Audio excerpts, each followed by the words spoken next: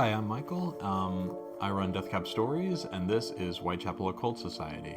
This is our horror role-playing game, and I'm going to give you a little flip-through of the book and talk a bit about how we developed the game and some of the aspects that you can expect if you're interested in picking up the book.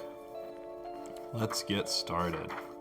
First of all, in our inspirations, we were heavily inspired by games like ICRPG, like Dungeon World, Karen Markboard, the Gumshoe system. You'll see bits and pieces of these games as we flip through.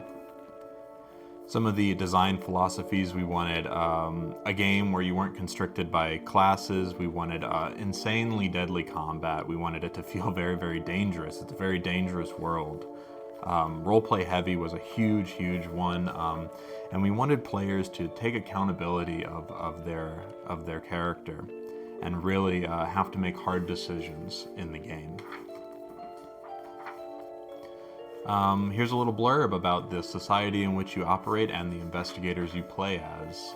Making characters is super simple. It's only 6 steps. You're going to roll up your stats, roll up your hit dice, you're going to roll for your ideal bonds and flaws. Oh, I love the weapon page. It's such a good spread. We have a bunch of weapons that you can roll randomly on. It's a D20 roll. And what makes our weapons different from a game like Morkborg is that we have weapon tags. Now these tags are special abilities that can happen when you're using the weapon. You'll get some starting equipment and you'll select a specialty. This is the heart of your investigator. Is your investigator really good at languages? Are they really good at medicine, the occult? Evidence collection? Are they an archaeologist? So this is what your investigator is about, and you'll get to select that when you make your character. Intrigue and violence. This is what the game has always been about, and this sums up the game's rules on one spread. Here's the rules for how your combat works and how most of your scenes will unfold. So you'll have a scene difficulty. This is a number that you'll roll against for pretty much everything. We love games like ICRPG that developed this, and it's just such an easy and simple way to just keep the ball moving. Now you can adjust that difficulty with advantage and disadvantage. I'm sure people know how that works with D&D 5e, where you roll 2 and take the higher or lower. Now for the investigation system, we used a gumshoe-like approach, a slightly modified gumshoe-like approach, but you still have a specialty that is associated with a stat. If you have a specialty that is a body specialty, you'll get a core clue that is a body core clue. Now you can choose to use your, let's say, chemistry to know, oh, the cause of death was poisoning. Well, we already knew that from the core stat. But if we analyze it with the chemistry specialty, we'll know that it was arsenic poisoning. So that's pretty much how the investigation system works. You'll always get to know something, but you won't get the whole picture of what's going on. And insight. Insight is a really fun stat. It's very similar to your Call of Cthulhu sanity, where it's a spiraling thing going down all the way from compulsive rituals to psychosis. However, the further you go, the better you are at investigating. It turns out that seeing supernatural stuff and being involved in the world of the occult is actually very, very beneficial when you're investigating supernatural occurrences. So that's the dual-edged stat of insight. We have medicine. I was really a big fan of Victorian patent medicine when we were researching this game. So you have tons of patent medicine of the 1890s and their associative effects. We have addiction, of course, for when you abuse the medicine a little too much. A bunch of equipment, occult treasures. These are wild items that can help you investigate, or they can be your downfall in investigations. They're just very unpredictable items.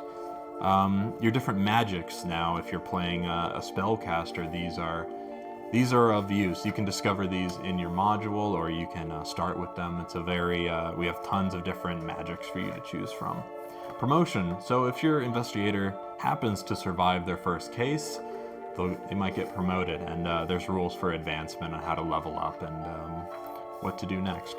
Now here's the setting for our game, the Old Smoke. This is our take on Victorian London. It is a very, very dark and grimy place. We made sure to include mystery hooks for a bunch of the districts, all of the main districts of London. And they have mystery hooks that are themed after the area. So we wanted to make sure that your GM had tons and tons of ideas for what kind of case they wanted to run. Do they want to run an art heist? Do they want to do a copycat Ripper killing? Something in the criminal underworld? Artists squabbling? Market espionage? We have tons of different ideas for the GM to kind of just run with.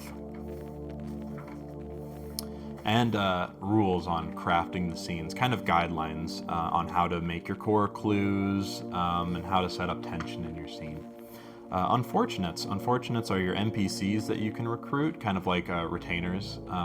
But however, we wanted to make them special. So these are the guys that will eventually become investigators. So we wanted to give them character. They're going to have a name. They're not just going to be guy number 3. They're going to belong to an archetype.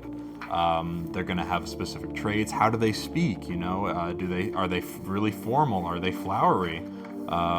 What's their morality? Are they hiding a secret? We really wanted to make them feel like a real character, not just a guy that's carrying a lantern for you in a dark cellar. And these are the characters that the players will play as.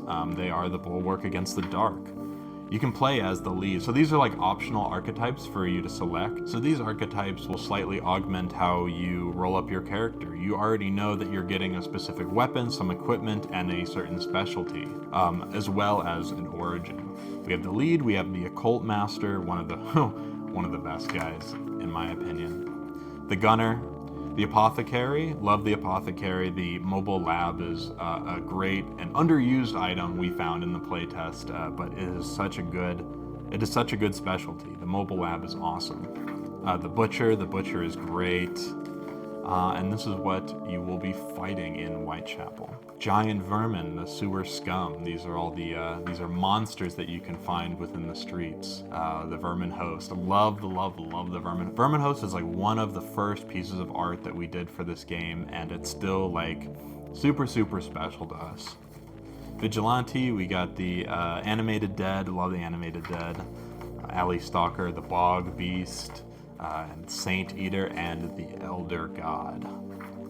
And lastly, we have the Rod of Ibston. The Rod of Ibston is a 3-act mystery playtest module that we originally included when we were developing the game. And it is about a rural farming community that is undergoing some disappearances, let's say, and is harboring a really dark secret. So get into Ibston. It's a really fun module to test the waters with the game. You can see how the investigation system works. You can see how the combat works. It's great overall to whet the palate for this game. So thanks for watching. We hope you enjoyed this little flip through of Whitechapel Occult Society. We hope to see you on the streets of London, and until then, stay safe.